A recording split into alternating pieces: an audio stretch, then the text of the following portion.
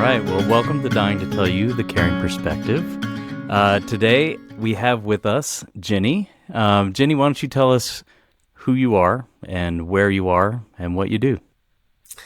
Well, I'm Jenny, and I live in North Dakota. And for 2.5 years, I have been working as a hospice chaplain in North Dakota.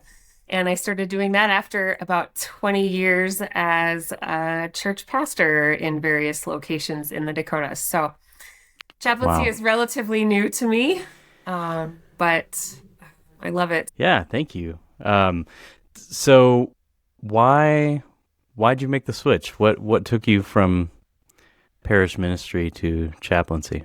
When you discern a call from God to be a pastor, um, that's just sort of the direction you get set on. And so I never really thought about anything other than pastoring and did not imagine that I would make a vocational switch. And then early on, I would say when I was in seminary, I really was surprised by how interested I was in my classwork that had to do with pastoral care and counseling.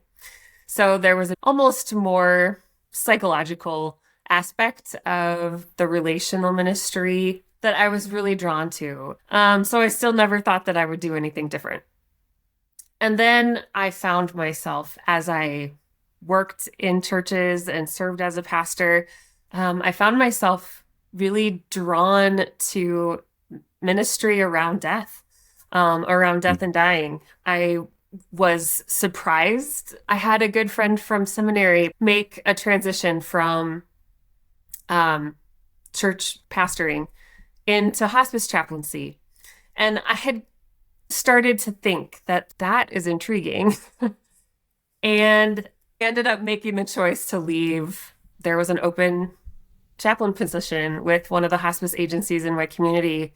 And it really truly felt like a gift from God, from the universe that just fell in my lap at a time when I really needed it. And I just love it.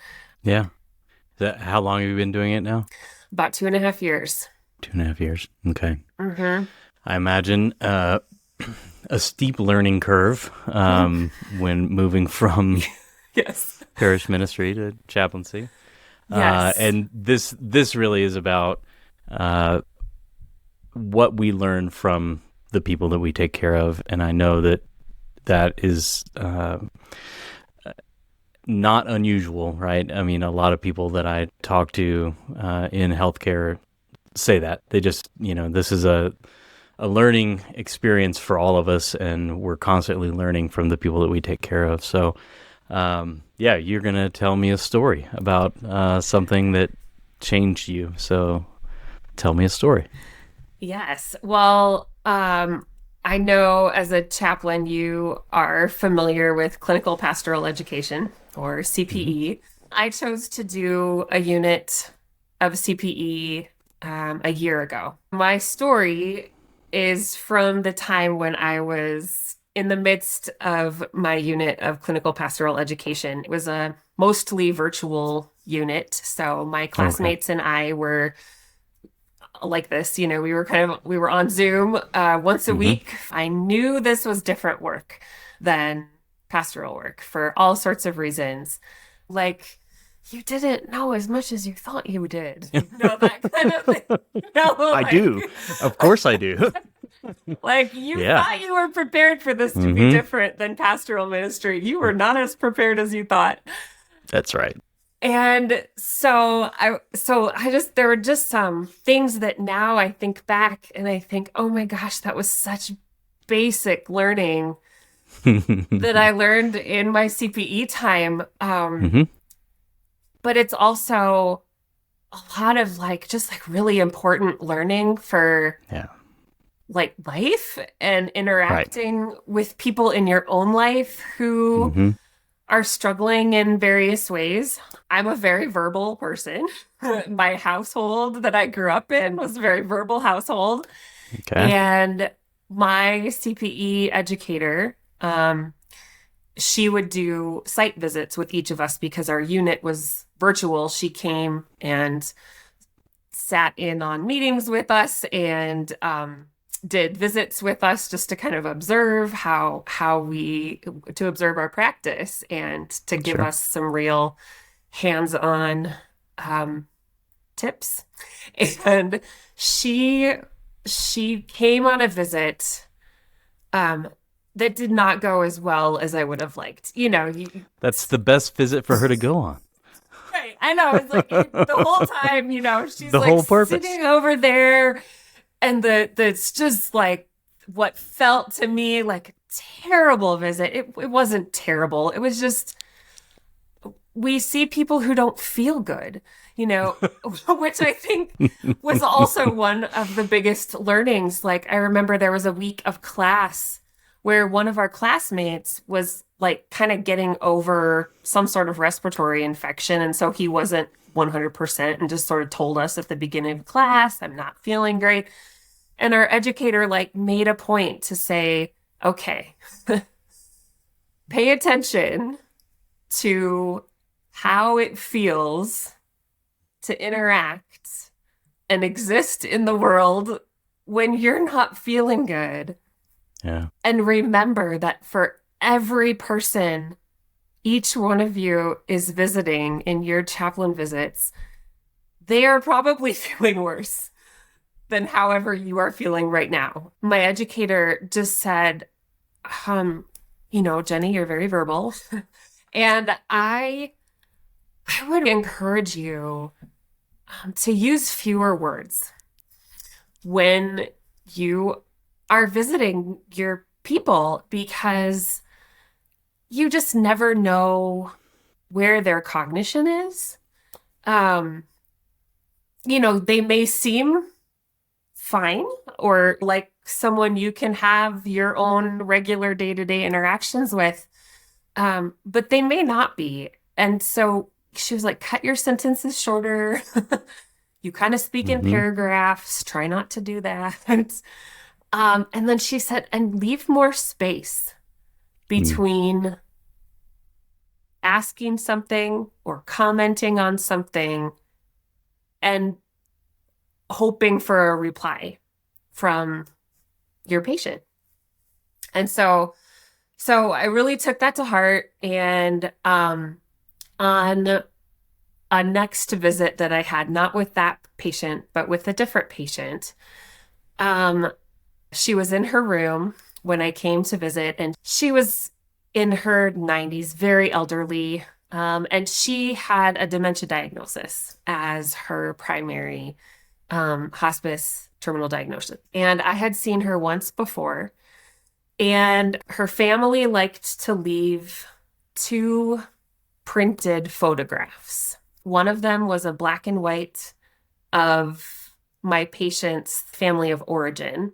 She was from big rural family, and she had, oh gosh, I want to say there were at least a dozen children in this family, and then the 2 parents. And so one of these photos was 14, 15, 16 people all kind of in a few rows. On the other side, it was kind of like one of those redo photos, a photo taken like 3 decades ago, and you're gonna redo it. Mm-hmm.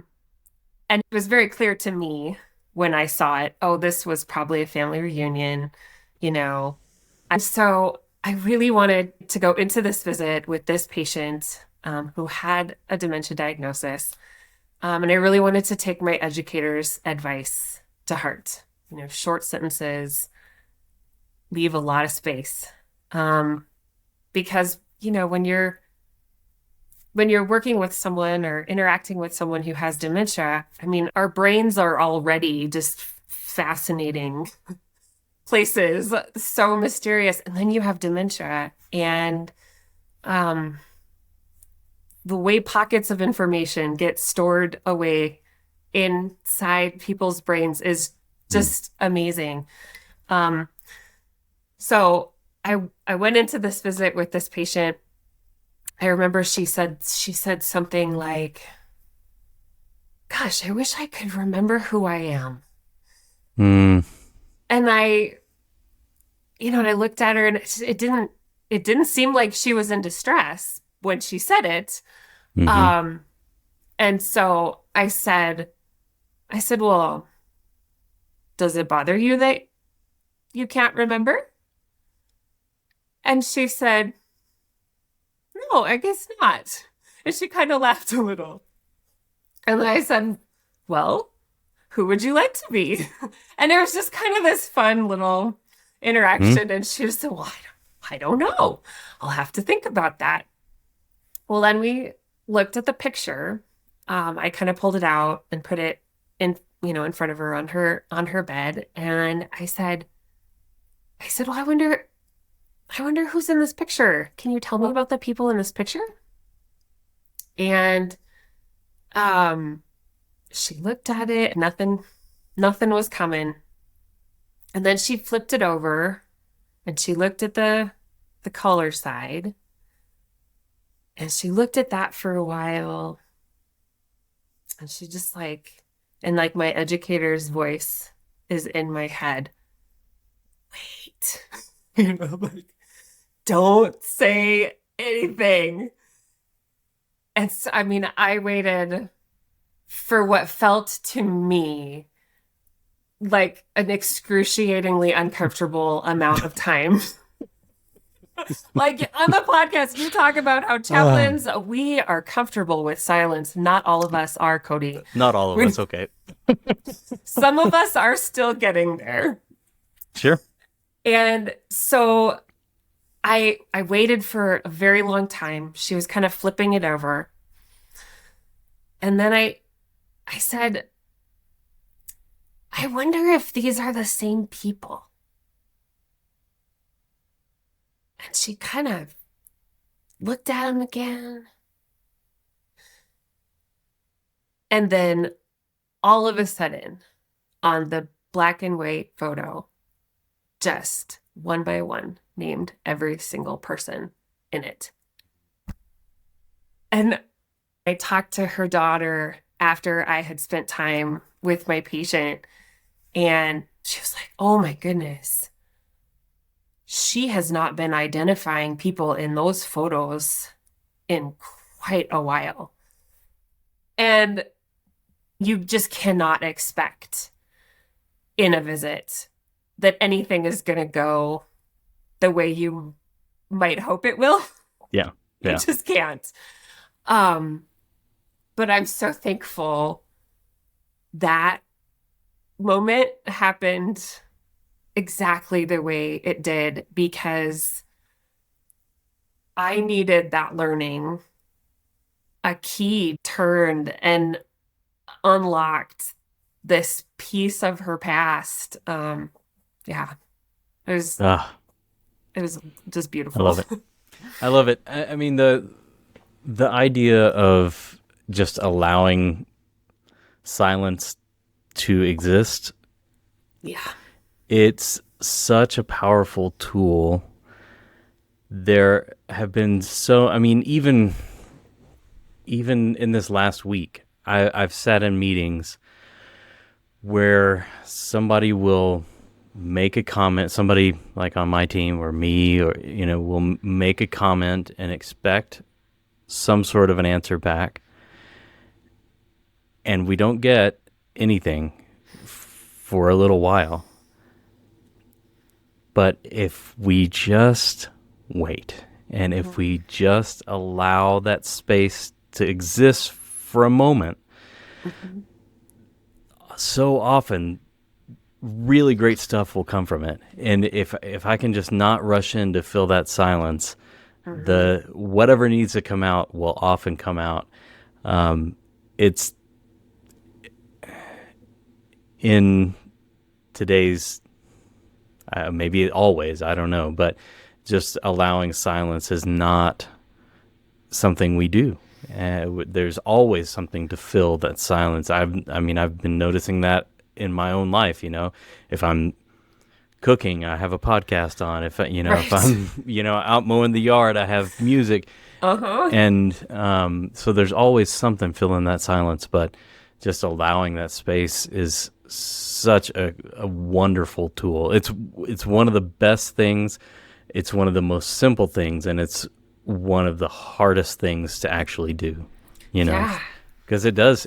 Even now, even though I'm practiced at it, and I know to do it, it still feels awkward. Yeah.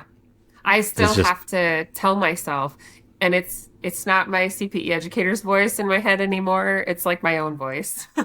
But I'll Well, be that's in good. Yeah, visits. Yeah, I'll be in visits or just even conversations in other parts of my life absolutely. where we're talking and there's just nothing immediately happening, or you Yep. ask a question and there's not, it's not the quick response. And I just hear myself saying, just wait, Just wait. just wait. Just wait. Yeah, because like you Yeah, said, what's going to come will certainly be better than what would happen if you interrupted this space with your own thought after you just said something. yep, yep. I've heard it described as pregnant silence, Yeah. just like this expectation that something's gonna come, and Hmm. so often it does. So often something really great will come out of that silence. Hmm. And y- you know, I don't know. It's really a fantastic tool. Um, yeah, Hmm. yeah, really Yeah. great. The doctor that you had on recently, one of the physicians you had on recently said um, something about there was something that she wanted to do, but then she thought, I didn't because I wasn't sure if that was going to be if that was more about me than it was about my patient or my patient's family. Hmm. Um, and that's such a key learning. And I think that applies in issues of silence, moments of That's silence right. where, That's right. like, is this my own awkwardness Hmm. and discomfort that's leading me Yep. to want to um, interrupt this space Hmm. and not wait Hmm. for what's going to be born out of the pregnant pause? Yeah. Um, Yeah. yeah. Yeah. That's really important. Hmm. Uh, I mean, parallel parallel lesson that yeah. So what she was talking about, and I was talking to her about this week, but what she was talking about was whether she had called the patient's daughter who had died. The patient had died, Yes. and Right. whether she called the daughter or not. Hmm. And she said that she didn't, because at that time it would have been about her making herself feel okay Right. about the situation. And I was actually saying this week, I wish I'd talked more. I wish I'd picked up on that in the moment when we were recording that, Mm. because that's a really important learning, uh, or a really important point. It was something that she already knew about herself. But yeah, so often when we rush in to fill the silence, it's about me. Hmm. And the if I can't handle the silence, if I can't handle the tears, I often say, don't go get the Kleenex, be there, pay Hmm. attention to what's happening, Hmm. because when you leave to go get the Kleenex, you break the moment, and then you give them the Kleenex and say, what you're telling them is stop, Yeah. stop crying. Right. I can't handle this. This is not okay.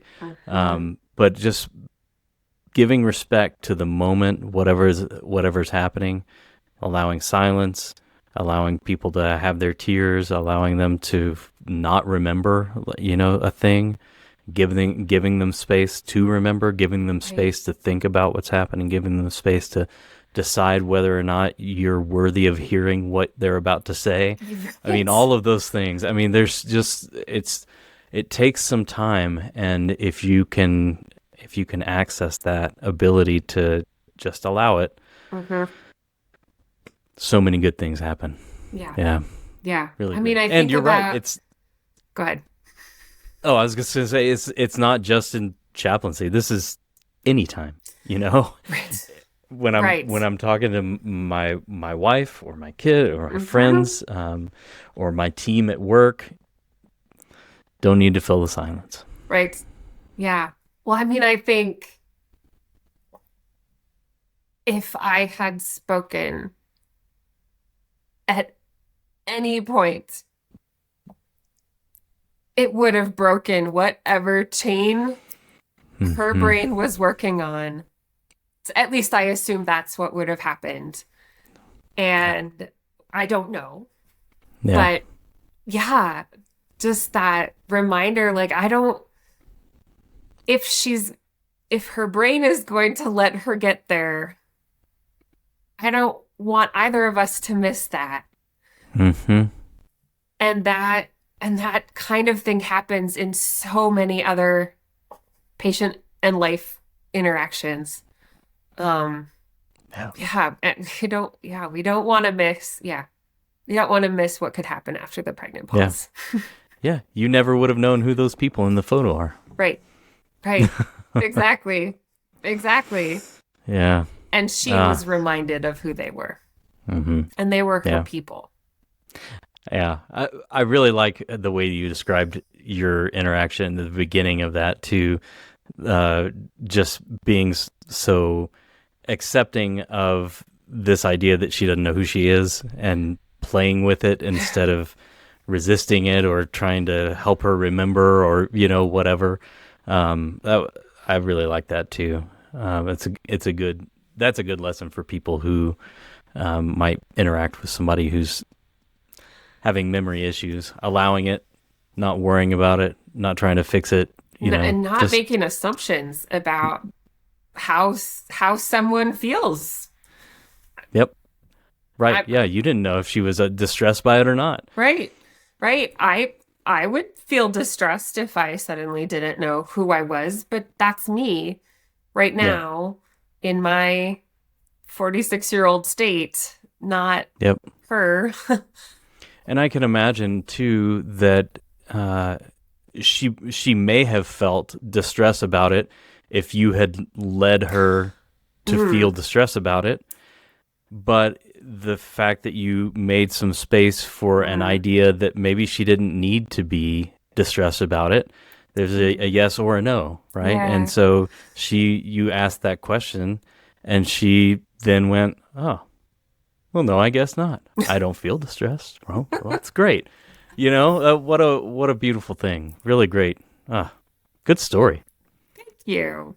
Thanks. Yeah, thanks it was really for sharing that. to be able to tell it. And I wrote this up as a verbatim in CPE. So I even went back and reread it. And I mean, memory is so strange because I even remembered it a little differently a year later. And of course, than I did when I read the verbatim. And I forgot about that whole little interaction at the beginning. And I was like, oh, that's right. That's how this started. Yeah. Well, Jenny, thank you so much for joining us on Dying to Tell You the Caring Perspective. You're welcome. Yeah, really Thanks appreciate for having it. me. Yeah, what a great story. And I feel like we should go out on a moment of silence or something. That's not good for podcasts, Cody.